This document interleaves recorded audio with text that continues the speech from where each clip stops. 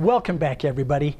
I'm Jeff Taylor, and the purpose of this video is to review the budget step of the 7-step Sandler sales process. You know by now that using this sales process helps you close more sales and make more money. As you can see from the diagram, the budget step is the second of the 3 qualifying steps of the sales process. This is where you confidently and comfortably discuss the money aspects of the sale. And unlike your competition, you do this well before making any formal presentation. Think about it. Why would you make a detailed presentation and proposal without first finding out your prospect's budget expectations and limitations? And yet that's exactly what most other salespeople do when they skip this important conversation. So let's talk about the budget or money step. In order for a successful sale to take place, your prospect has to be both willing and able to make the investment necessary to get their problem solved. Because if they're either not willing or not able, then they don't qualify and there will be no sale. And if that's the case, you can move on instead of getting hopelessly mired in a process that won't go anywhere anyway. Or as we say, no budget, no sale. But why is it so important for you to address the budget so early on in the sales process? There are 3 reasons to do this. First, it saves you both time and energy. Since budget is a qualifying step in the sales process, wouldn't you rather find out early on whether or not your prospect is even able to pay for your solution? Because if they're not, then you can avoid the time and energy of a lengthy presentation that wouldn't go anywhere anyway. The second reason is that it maintains your prospect's focus.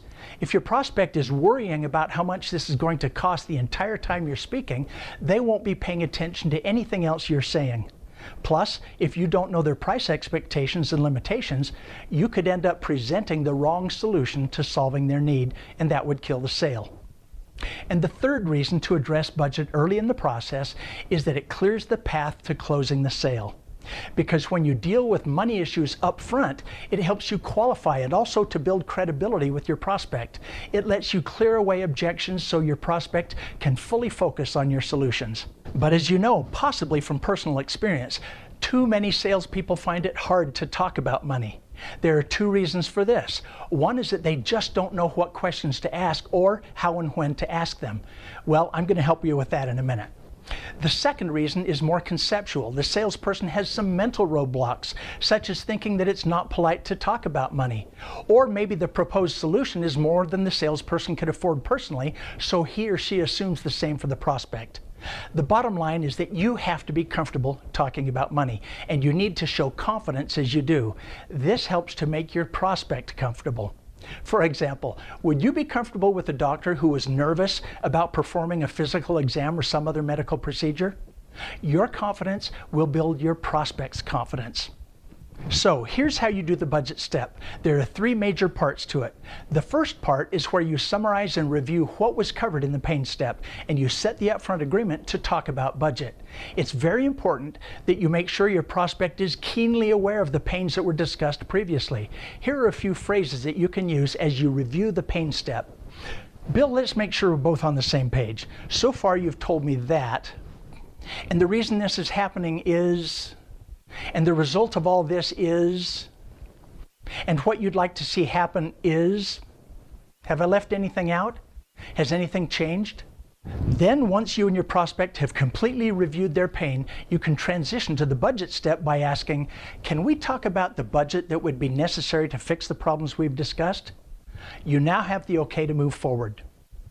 In the second part of the budget step, you find out if your prospect has the money available to buy your solution and where that money will come from. Here are some phrases to help you do that.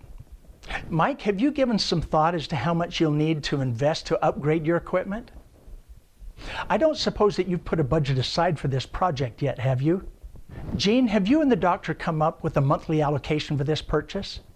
Usually when I work with other businesses of your size, I find that they have funds allocated for each phase of the project. Has your business done that? Most often when I meet with professionals like yourself, I find that they have a budgeted amount they'd like to stick to. Have you come up with that amount? And finally, in the third part of the budget step, you find out how much money is available. This depends upon how they answered the question of whether they already have a budget set aside. If they said yes, they do have a budget, you could ask something like, do you suppose you could share that number with me? Is there any way you could give me an idea of how much we have to work with? And you're hoping to bring this in under how much? And if the answer was no, they don't have a budget, you first begin with a softening statement such as, that's not unusual. I wasn't sure you'd have anything nailed down yet. That's not a problem. Most practices don't have one at this point. It may be too early. And then to help them come up with a budget range, you can follow up using the bracketing technique. It might sound something like this. Gene, most of the time when I work on a project like this, the total investment falls somewhere in the $5,000 to $8,000 range. Do you think the amount that you'll be able to invest will fall within that range? You then narrow it down. You can ask, do you see that final number being closer to 5,000 or closer to 8,000? You then go one step further by asking, I don't suppose you could give me an idea how close, or is that the range you want me to work within? Now, there are lots of other questions, phrases, and techniques you can use to uncover your prospect's budget range, which we don't have time to cover here. But I encourage you to refer to the supporting documentation that goes with our live training or this video training. As we wrap this up, here are some bottom line rules for the budget step. First, you can't lose anything you don't have, meaning if you never talk about money, you won't make the sale anyway. So learn to do it in the right way and at the right time.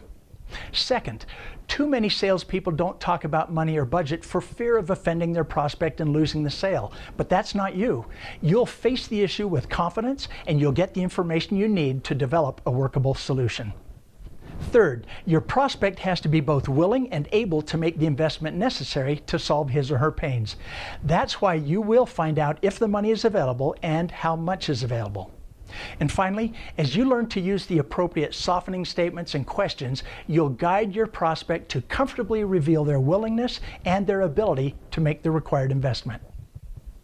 So that's it for this video. I congratulate you as you become skilled and proficient in using the principles and techniques of the 7-step sales process. And as you master it, including the budget step, you will be amazed at how much more enjoyable and profitable your sales career will be.